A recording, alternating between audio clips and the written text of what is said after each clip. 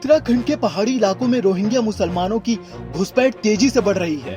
नेपाल के रास्ते हजारों की संख्या में रोहिंग्या बनबसा, खटिमा, रुद्रपुर और हल्द्वानी के रास्ते कुमाऊं में दाखिल हो गए हैं।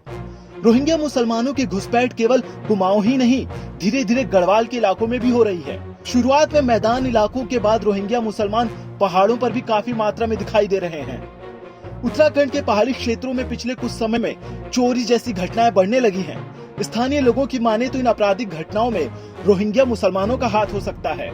स्थानीय लोग बताते हैं कि पहले पहाड़ों में इस तरह की घटनाएं नहीं होती थी। अब बाहर से आए और अवैध तरीके से रह रहे ये लोग चोरी जैसी घटनाओं को अंजाम दे रहे हैं। हालांकि उत्तराखंड पुलिस पूरी सतर्कता के साथ रोहिंग्या मुसलमानों की घुसपैठ रोकने के लिए सतर्क है। पुलिस ने सत्यापन अभियान भी शुरू कर दिया है, लेकिन इसका कोई असर देखने को नहीं मिल रहा। नमस्कार, आप देख रहे हैं द न्यूज स्टॉल और आज हम बात कर रहे हैं पहाड़ पर रोहिंग्या मुसलमानों की बढ़ती घुसपैठ पर। भारतीय सुरक्षा एजेंसी ने उत्तराखंड, बिहार, उत्तर प्रदेश को संवेदनशील की श्रेणी में रखा है, जहां एक बड़ी साजिश के तहत रोहिंग्या मुसलमानों को बसाया जा रहा है, जिसमें इंटरनेशनल मुस्लिम संगठन, पाकिस्तान की खुफिया एजेंसी ISI और कई आतंकवादी संगठन इनकी मदद कर रहे हैं। कुछ दिन पहले ही दिल्ली के जहांगीरपुरी दंगे में भी रोहिंग्या मुसलमानों के हाथ होने की खबर सामने आ रही है। वहीं कुछ हिंदूवादी संगठनों का कहना है कि रोहिंग्या मुसलमानों की आबादी और इनके अपराधों के चलते हिंदुओं ने कुछ इलाकों से अपनी सुरक्षा के लिए पलायन भी शुरू कर दिया है। आइए आपको बताते हैं आखिर कौन है ये रोहिंग्या मुसलमान। रोहिंग्या म्यांमार के मुस्लिम अल्पसंख्यक हैं। ये बांग्लादेश की सीमा से लगे पश्चिमी म्यांमार में भौगोलिक रूप से अलग थलग पड़े रखाइन क्षेत्र के उत्तरी हिस्से में रहते हैं।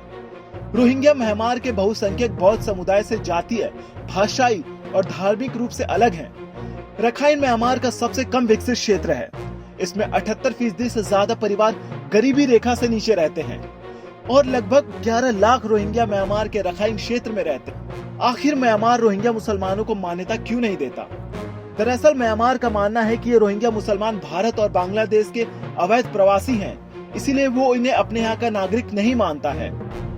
रोहिंग्या मुसलमानों के मुद्दे पर आखिर सरकार का स्टैंड क्या है? दरअसल बीजेपी शुरू से ही रोहिंग्या मुसलमानों के घुसपैठ का विरोध करती आई है।